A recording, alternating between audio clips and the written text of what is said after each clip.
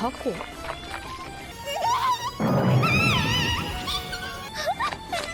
姫、どうしたんですか？次のところへ行くわよ。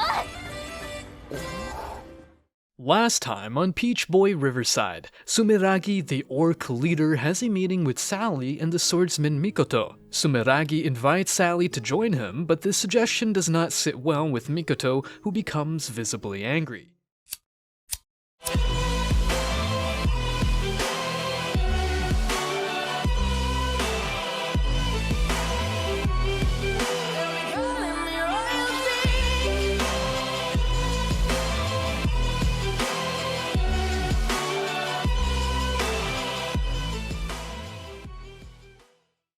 As episode 4 begins, a flashback takes us back to a time when monsters roamed freely on the western continent. Humans were constantly living in fear and constructed towering castle walls to protect themselves from monstrous threats. They tirelessly trained warriors to defend their land, but the monsters' powers were too strong and they decimated everything in their path. Despite their efforts, no human could stand up to the demons until a fateful day when a traveler arrived. As the traveler entered a town, they stumbled upon a group of knights pursuing a young lady, the princess, and demanding that she return to the royal palace. The determined lady declines the offer to head to the royal palace, opting instead to explore the world outside and embark on an exciting journey.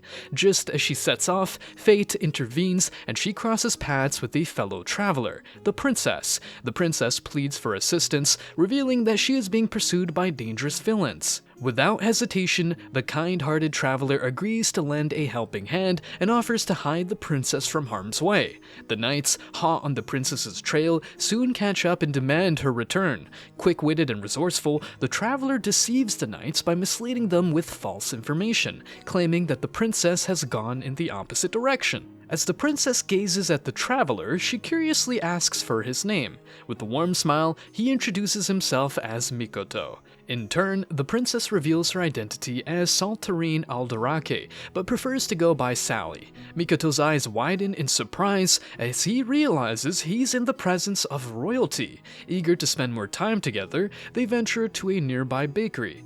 As they enjoy their treats, a kind lady notices the princess and reminds her of her age to settle down and consider marriage. Sally asks Mikoto to stay in the castle since it is getting late and they will talk about his journey tomorrow. As the two converse, they are unaware of the two ogres lurking in the shadows, intently observing their every move. Suddenly, the ogres erupt in anger and frustration upon realizing that the person standing before them is none other than the infamous Peach Boy. As Sally steps into Mikoto's room one morning, she is taken aback by Mikoto's flat chest. Mikoto explains that he is, in fact, a man, and Sally realizes she had mistaken him for a woman. Curious, Sally asks Mikoto to share why he's more beautiful than she is, even though he's a man. The conversation leads to a tumble, and Sally can't help but feel embarrassed when her sheet grazes Mikoto's face. After the awkward moment, the two set out together. Sally asks Mikoto to take her with him, but he hesitates, citing the dangers of his journeys. Just then, an ogre suddenly appears inside the castle, announcing that he has come to rule the kingdom. The old geezer ogre strides into the king's court and declares his intention to trade. However, there is a sinister catch. He demands that 30 people be sacrificed to him every month to spare the kingdom from his wrath. Despite the guards' attempts to defend their land, the ogre swiftly decapitates one of them with his bare hands. He leaves, warning the king to provide him with a response. As the ogre contemplates his plan, he suddenly hears about the legendary Peach Boy and realizes he must reconsider or face his demise. In a separate incident, Mikoto valiantly slays a group of ogres who dare to challenge him. Meanwhile, Sally announces to the king that she is embarking on a journey. Mikoto and Sally have finally reunited after being separated, and now they continue their adventures together. However, despite their friendship, they have different goals in mind. One night, a young lady walks alone in the dark, feeling uneasy as she hears footsteps behind her. Suddenly, she turns around and is surprised to see a cat walking behind her.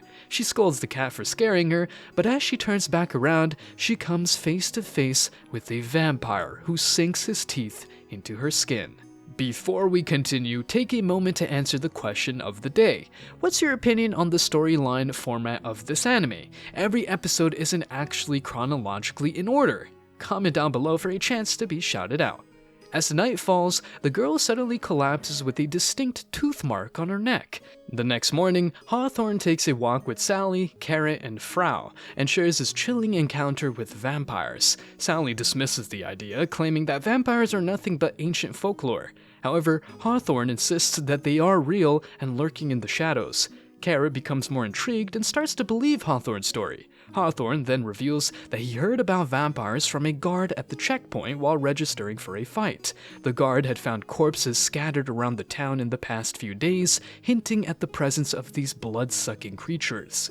As the two arrive at the town, they notice something strange about the corpses lying around. Clearly, the blood has been drained from them. It's apparent that they all have 2 puncture marks on their necks, suggesting that a vampire could be responsible. Sally suggests that they camp outside the city instead of venturing inside. Hawthorne tries to reassure her that they will be fine, but Sally is not convinced. She punches him when he says that the vampires only go after beautiful women, which means she wouldn't qualify as a target. Meanwhile, Carrot senses a strange feeling as she gazes at the town. As Sally and the crew enter the town, they prioritize finding an inn. However, they quickly realize that they are the talk of the town, with curious citizens wondering why demi-humans are associating with humans. Unfortunately, this gossip soon turns into something more sinister, as the townspeople decide to report the group to the guards. Sally, understandably angered by the unjust treatment of her companions, feels compelled to confront the town's residents. However, Hawthorne advises her to let it go and move on. Sally can't help but wonder why these individuals are mocking demi-humans who pose no threat to humans. Hawthorne informs Sally about the hostile environment towards demi-humans in the region, emphasizing the prevalent discrimination. Sally suggests they proceed, but Carrot proposes punishing the humans for mocking her and Frau. Sally disagrees with Carrot's idea, stating that using their powers against humans is not appropriate. Carrot questions why Sally can't use her powers against humans while sparing her own kind, despite killing ogres. Hawthorne locates an inn and directs them to go there. As they come to the realization that the inn has strict rules forbidding any demi-humans from entering, Sally urges Hawthorne to convince the humans otherwise. But as Hawthorne assesses the situation, he knows that it's unlikely to work, prompting him to come up with a different plan. Frau will sneak in later. However, Sally expresses her concern about Frau being alone until nightfall and the difficulty of getting her into the inn unnoticed. Despite Sally's worries, Frau reassures her that she's okay with being on her own for a while. With that settled, they part ways, and Frau sets off to buy things alone. As the evening wears on, Carrot meets with Kyuketsuki, the imposing high ogre. Without hesitation, she commands him to decimate the human population of the city. But before things escalate further, Frau appears and urges Carrot to follow her. Kyuketsuki labels her a hare folk, and the two engage in an intense battle. Just as things seem dire, Sally bursts onto the scene, ready to take down the formidable Kyuketsuki. After a heated fight, she discovers his true identity as a vampire and emerges victorious. As Kyuketsuki lays defeated, he reveals a startling truth. Carrot is actually the legendary Meki, and he proceeds to recount the past that led to this moment. Sally, Carrot, Frau, and Hawthorne embark on a journey to a kingdom that holds a deep-seated hatred for demi-humans. As they reach their destination, Carrot becomes increasingly agitated by the humans' taunts directed toward her kind. Fueled by her anger, she seeks out Kyuketsuki, a powerful vampire, to teach the humans a lesson. However, things take an unexpected turn, and Kyuketsuki ends up facing off against Frau. Sally soon joins the fray, and together they emerge victorious. Kyuketsuki reveals his reasons for despising humans, which deeply resonates with Frau. During the fight, dark black wings come out of Frau's back. The next day, Frau awakens to a surprising sight. She has sprouted black wings. As she tries to make sense of this new development, Alta appears at her bedside with a mysterious ring hovering above her head. As Frau opens her eyes, she sees Angel Alta standing above her. Suddenly, she realizes that she has died once again, but Alta quickly reassures her that she is not in the afterlife, but in the worldly realm. Frau is surprised to hear that Alta has been watching over her since she arrived in this new world. Alta goes on to explain that after the battle, Frau had lost consciousness and her friends had brought her here to rest. As they wait for her to recover, two of her companions have gone to the city to fetch carrots for her. Meanwhile, the swordsman is keeping a watchful eye on the door, making sure that no humans disturb Frau's peace. Frau expresses gratitude towards Alta's counsel and acknowledges the loyalty of her kind-hearted friends, who haven't deserted her despite her demi-human status. Alta cautions Frau that if she remains in her current form, she will not be able to survive for long in the mortal realm. Frau agrees to use Alta's magic to conceal her powers, as she feels her demonic form is on the verge of dominating her body. Just then, Hawthorne appears in the room, having overheard their conversation, but finds it empty. As Hawthorne peers into the room, he can't believe his eyes. He thinks he must be imagining things because there's no one there except for Frau, who is sound asleep. But then he notices something remarkable. Frau has returned to her normal demi-human form, and he feels relieved that she's back to her old self. Unbeknownst to Hawthorne, Alta is perched on the rooftop, eavesdropping on his conversation with Frau. Even though Frau is feigning slumber, Alta can tell that something is amiss.